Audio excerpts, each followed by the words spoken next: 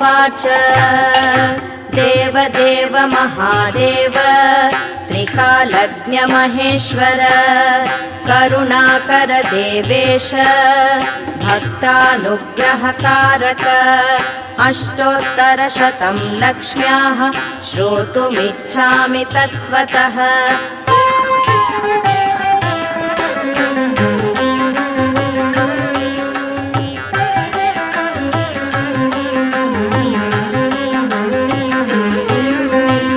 ईश्वर उवाच देवि साधु महाभागे महाभाग्यप्रदायकं सर्वैश्वर्यकरं पुण्यं सर्वपापप्रणाशनं सर्वदारिद्र्यशमनं श्रवणात् भुक्तिमुक्तिदं राज्यवश्यकरं दिव्यं गुह्यात् गुह्यतमं परं दुर्लभं सर्वदेवानां चतुष्षष्टिकलास्पदम् पद्मादीनां वरान्तानां निधीनां नित्यदायकं समस्तदेव संसेव्यम् अणिमाध्यष्टसिद्धिदं किमत्र बहुनोक्तेन देवी प्रत्यक्षदायकं तव प्रीत्याद्य वक्ष्यामि समाहितमनः शृणु।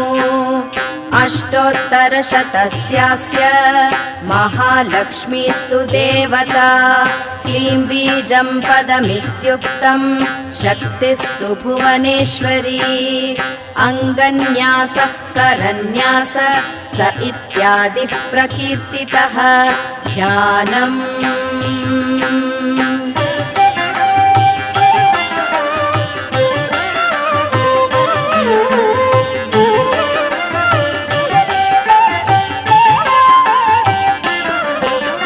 वन्दे पद्मकरां प्रसन्नवदनां सौभाग्यदां भाग्यदां हस्ताभ्यामभयप्रदां मणिगणैः नानाविधैर्भूषितां भक्ताभीष्टफलप्रदां हरिहर ब्रह्मादिभिर्सेवितां पार्श्वे पङ्कजशङ्खपद्मनिधिभिर्युक्तां सदा शक्तिभिः सरसिजनयने सरोजहस्ते धवलतरां शुकगन्धमाल्यशोभे भगवति हरिवल्लभे मनोज्ञे त्रिभुवनभूतिकरी प्रसीद मह्यम्।